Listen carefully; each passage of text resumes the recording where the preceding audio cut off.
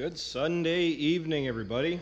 Hope all of my awesome viewers are staying in trouble, or out of trouble if you're into that kind of thing. But I'm going to cover a couple things. The wind has died down, so I can try to talk to you about, well, I want to go out and I'll show you the new bin, but a handful of things have happened in like the last 2-3 hours. Well, not anything really significant, just getting ready for harvest. And while doing so, we were getting ready to harvest hay.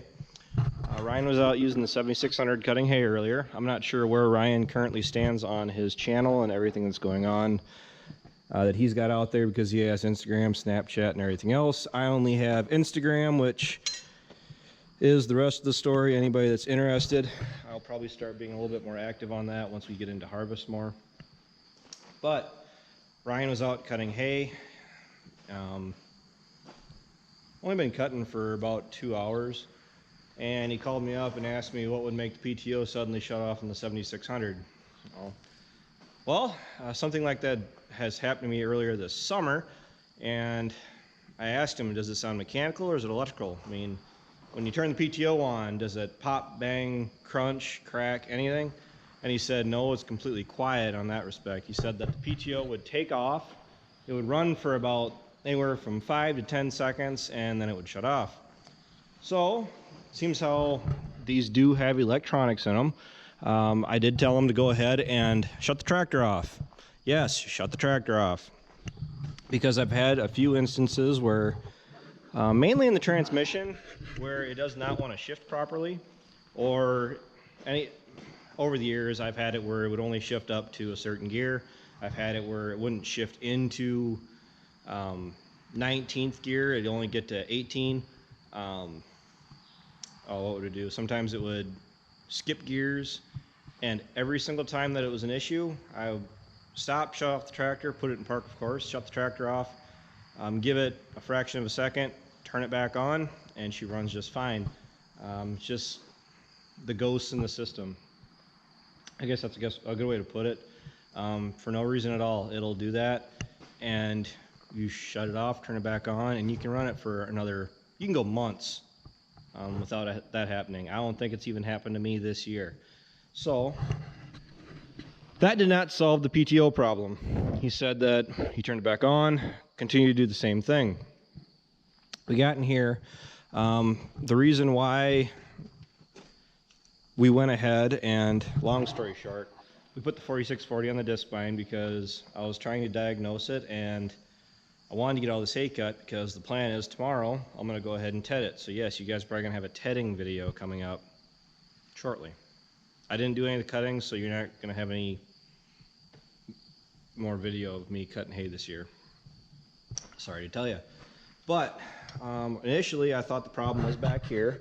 The reason I'm going to go and say that is because on our John Deere 7400, way back when we used to have that, I had the exact same thing happen to me when we were cutting hay. I was cutting hay. As a matter of fact, it was with the same disc bind. Somebody asked me this morning if we would put the 4020 on the disc bind. Absolutely not. It would probably run it, but you'd be going like 1 mile an hour with the clutch pushed in, just clutching it all day. When the 7400 gave me that issue, the dealership had to come down and look at it because I had no idea what I was looking at. I could have been looking into the human brain for all I knew at that point. I mean, I think I was a sophomore or junior in high school. Tractor was completely new to me. The newest thing that we had at that time, I think, was that 2955. They come up, Grandpa ended up bringing down the 4230, and that is essentially a glorified 4020. Basically, it's just a 4020 with the sound guard cab on the top. Synchro transmission. Grandpa's baby. He bought that tractor when it was lightly used. I believe the guy had it before him. He only put like 100 or 200 hours on it, and he didn't like it, or he needed more horsepower or whatever reason. So Grandpa bought it. And one of the first jobs my grandpa ever used that 4234 was hauling manure. Yes. Brand new tractor, and I think it was probably his big tractor at the time. And he hooked it up to the manure spreader and hauled out a load of manure with it. So that's kind of how my grandpa always was with all of equipment. Same thing with the 7600 when I brought this home. My grandpa put the first like 150 hours on it. Got off the trailer. I got it in January. It was covered in road salt. I was pissed off beyond belief because the dealership brought it down in a fucking snowstorm. And yes, this is a family channel, by the way. I'm just a little irritated by it because this had a brand new, I paid for it, a $3,000 paint job done to this tractor, because this tractor, if you can see oh so subtly on these scratches and dings and everything else, that there is just a hint, well, here's a good example, of yellow. They went and painted a nice new shiny green coat of paint over top of the old coat, which was construction yellow, because this was at an airport up in Minnesota. Spent the first 4,000 hours of its life up in Minnesota. Back to my stories. Grandpa, he is my grandfather, but he really didn't watch out for the machinery as he ran them at times. The first couple of dings and scratches and bangs on my 7600 are from my grandpa. Brand new mud guards, or mud fenders, front fenders. This is an injury from my grandpa running it. Yes, we got it back. We got it in January, did all this extra stuff to it. Put the rear fenders on it just because I think they look cool. You know, when you're young and it's your first tractor, you're gonna spend some extra money because it looks cool. And quite honest, I would do it to basically any tractor from here on out because they do look nice. Hooked it up to the disc, that 20-foot, somebody said here a while back what it was. It was a Case IH POS. It pulled it great, pulled it fine. Grandpa worked up all of our field ground for planting that spring. He drove it through tree limbs. I don't know how he managed to do that. Just when you get towards the end of the fields, Grandpa made sure that he worked all the ground up that was worked up, which in turn, the 7600 took its first battle scars from Grandpa. Not the end of the world. It's almost best when you get like a brand new toolbox or a brand new truck, go out, the sledgehammer, hammer, screwdriver, and make that first scratch, ding, or dent, because it's best just to get it over with. And you can move on with using it, because it is a tool, it is a machine, it is meant to be used. Back to my story. Back when the 7400 went out, the PTO just quit working, period. It didn't even run for a few seconds like it did for Ryan. The dealership come down, and it turned out that this connector right here, it broke, if you guys can see that. It broke or something along those lines, and they put a new connector on it.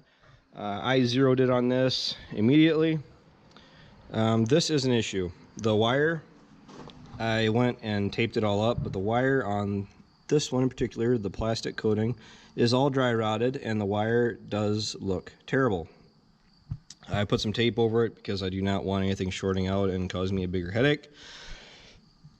It is currently the weekend, and I mean, I'm not going to call anybody up. As a matter of fact, my friend isn't even around right now to call and ask if he'd go pick parts up for me. But like I said, this isn't one of those deals. You save those phone calls for when you are completely in trouble, where, you know, it's Saturday, 12:01, and the dealership already closed, and you just blew a 20-foot line on the planter or the disc or the VT, which I don't know if we showed that this spring, but that did happen both times on the weekend.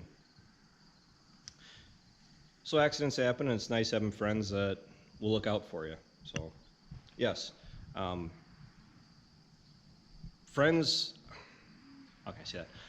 I never was big on having a lot of friends. I was more of an outcast or a quiet. I wouldn't say I was necessarily quiet in school, but I didn't have a whole lot of friends because I radiated towards the country kids in my class. That's why the three of us, my friend Ryan and my other friend, we got along so well in high school is because we were all farm kids. We all had the same experiences, and we had similar things to talk about.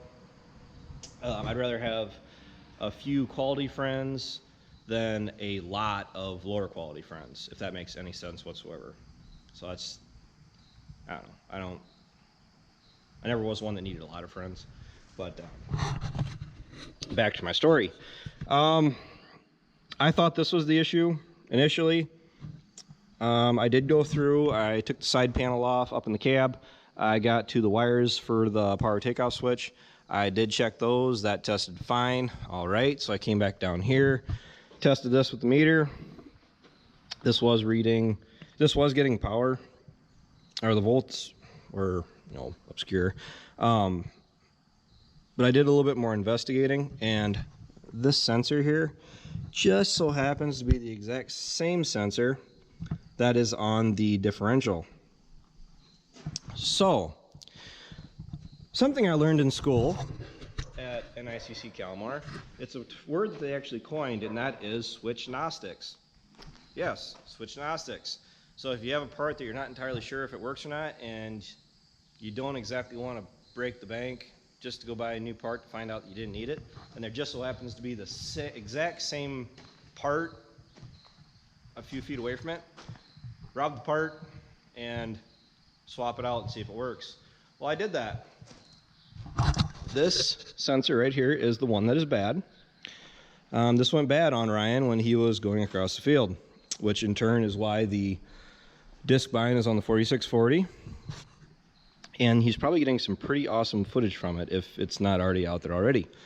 Ryan and I don't do the best jobs keeping our channels similar or synced or whatever, but anybody that's curious or has any complaints about that, view my channel and Ryan's channel, How Farms Work, as completely separate channels.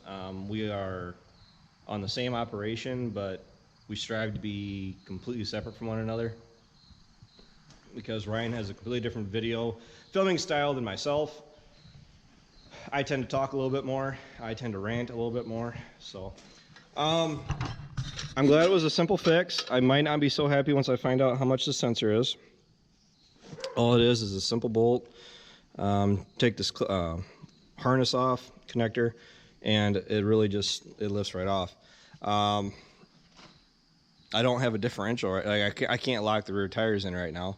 But hopefully with heading hay, which is what I'm planning on using it for tomorrow, it won't be that big of a deal. I mean, for how much rain we got and seeing how wet the fields are, it's probably a good thing I have front wheel assist. Okay, let me get away from the 76. The 8235 is in the shed. The 8235 was on the VT. I just got that greased up, this greased up, and this old grill greased up. I went through a little over two tubes of grease between the three machines. The VT, I can say, is that she's a bit of a hog. She used all of a grease tube and then some. Went through and charged up the Herschel last night. Anybody that doesn't know what that is the 20 volt DeWalt powered grease gun. That, when you go through and have a full charge on the battery, that really likes to run the grease through it, compared to when the battery is just a little more run down. I mean, here's an example of it right here, covered in grease. Had plenty of use. I try to just have gloves on when I'm using this anymore, because this is one tool, Herschel, thank you so much, gets almost daily use. I mean, it gets used at least once a week. During planting and harvest, it'll get used twice a day, every day, morning and night. And I hate using the hand pump ones anymore, just because this one is so much more versatile. The 82, I did put an alternator back on it. Dad and I had put a new alternator back on it. Really wasn't that bad. It sits back here behind the battery charger. We are currently running the battery charger on the batteries to get them charged up. The 82, 76, the combine, which I've been kind of talking around this whole time, that is ready to go. It is greased, gearbox is all checked, corn head is checked. The only thing that is not 100% ready to go is the bean head, and that was going to be the plan for later today. Not going to happen anymore. We were going to take the disc bind back down to my place after I washed it up and we were going to back that back in where the bean head currently is and get the bean head up here. But the bean head really doesn't take near as much to get ready as all of this. So what needs to be done with that, and that is that all three of them need their cabs cleaned out. Hit them with the air hose. Hit them with the pressure washer. Give them a nice going over with all the dust and dirt and grime, because the 76 had a bunch of dirt and dust up underneath the hydraulic SCV stack up on top there. The combine has a bunch of dirt and dust and crap up behind the motor yet. Up behind the batteries more. Gonna hit that with the air hose. And then once they get all washed up, all three of them are gonna get their windows washed. The 4640 is right along with these guys. The 4020 probably just gonna get a quick wash off, and windows all cleaned up. Now I'm gonna apologize right now. This is gonna be a long video. You guys just got me at the right time where I'm willing to talk, and the wind stopped, so I'm gonna go down and talk about the last thing I want to talk about tonight. And I gotta go do chores because I'm currently here alone. And by the time I get done all of these chores, those chores, and the other chores, oh, and some extra chores, it's going to be a little over 2 hours, and it's currently 6:30 at night. So I haven't done an update on this thing. I was going to do it earlier, but the wind got to blowing.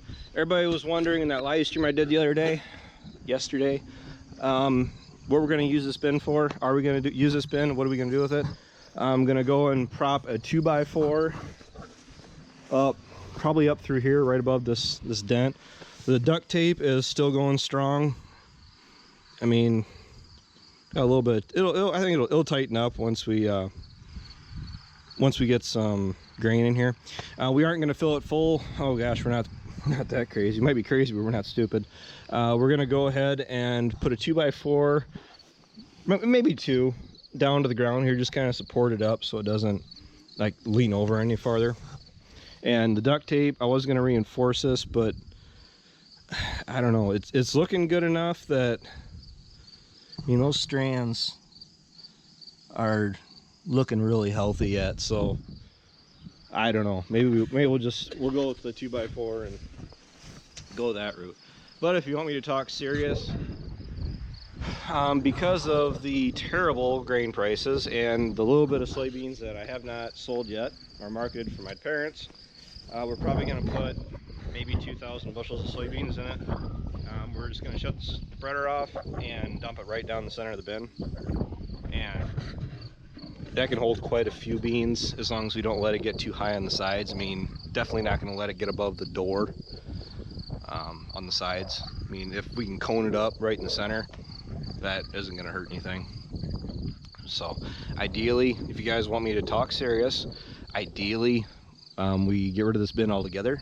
We put in a grain setup, leg, or whatever else we go to, a pit, and this corn crib would be gone, and we would have a leg of some sort to fill these bins, and either tear that bin down, put another bin in the exact same size, and use it for soybeans without the stirrator, without the heater on it, and then dedicate it completely just to storing soybeans. Soybean storage would be nice, not something you'd want to bank on all the time, but if you could store them and capture the carry into next spring, it'd be worth it. Last thing, this is going to be a long video. Oh, this is what the field looks like being cut. It's going to be tedded tomorrow morning. The field is drying out.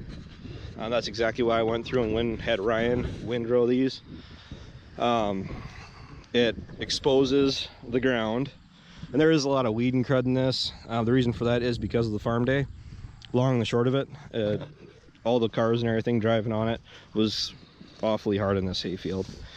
The ground is drying out. You can see, you can almost just catch a little hint of dust. I'll go through and get this tedded. That way it'll kind of thin this out, let it dry out, get as much sun contact across everything as you can, you can see down underneath the windrow, the ground is wet. I mean, my fingers feel wet just by doing that. That's why that tedder comes in so handy. Why we go ahead and ted all of our crops now. But last and not least, for those of you that hung around this long to the end of the video, I know I'm currently longer than a regular TV show.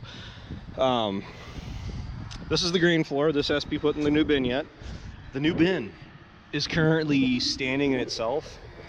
Well, I guess I'm gonna risk a bunch of echoing, so this is what she looks like. Something I haven't had in one of these bigger bins is the ladder, because we do not have a stirrator in it. We're gonna put the floor in. We gotta put the unloading auger, the air blower. Something that I have to go through and do. Ryan or I, we were gonna do it today. We have to go through on the inside along this edge here, and we gotta tar it really healthily to block any moisture coming in underneath. And then we have to go through, we ran out of fasteners, so we're gonna go through and finish up that too. I was supposed to do that today, but you know, things happen. But the new bin is coming along nicely. It is a souk up instead of a sew. Very similar, subtly different. The unloading auger is different. That is significantly larger than this one. And power sweep also very big. Ryan and I threatened to leave Dad. He'd be farming on his own if he didn't put a power sweep in. Once you experience having a power sweep in a bin, you'll never want to get away from it, or never want to go without one again.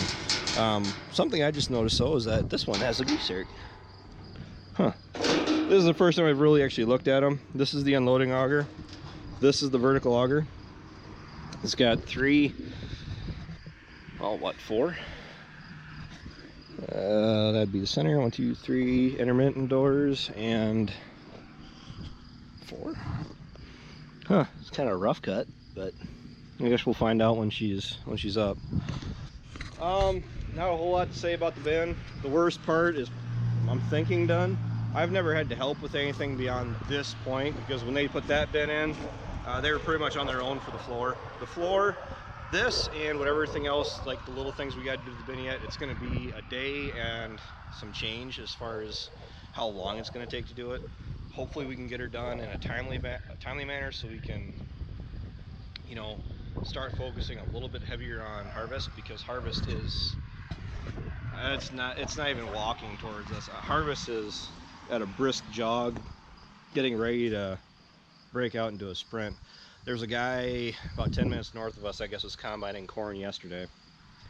So, stairs still have to be done on it yet. I couldn't do building bins for a regular job. Like I said, the worst part of it is putting these bolts in.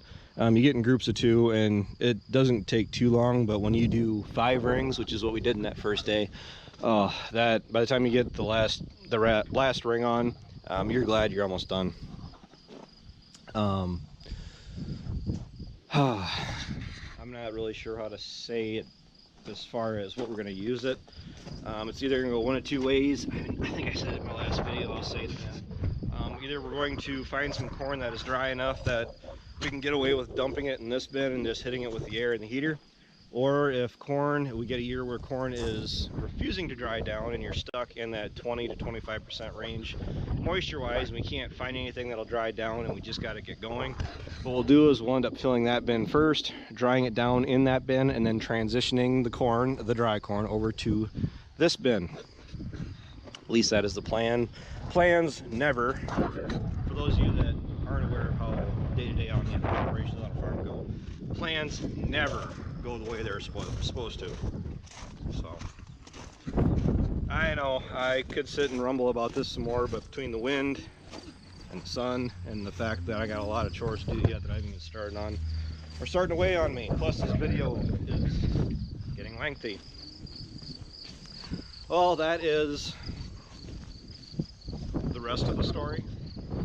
I guess that's a pretty accurate ending to this video. Everything that is going on around here is shaping up to get really busy. I'm not really thinking we're gonna have much time off here as of late. The new bin is slightly lower than our other 20,000 bushel bin. The concrete is set a little bit lower. We planned for that, but yeah. All right, I can sit and stare at it all night, but I got things to do. So until next time, take care, take it easy, keep in touch. I'll talk to you guys tomorrow, and I'll start getting back to doing some shorter videos. What do you say?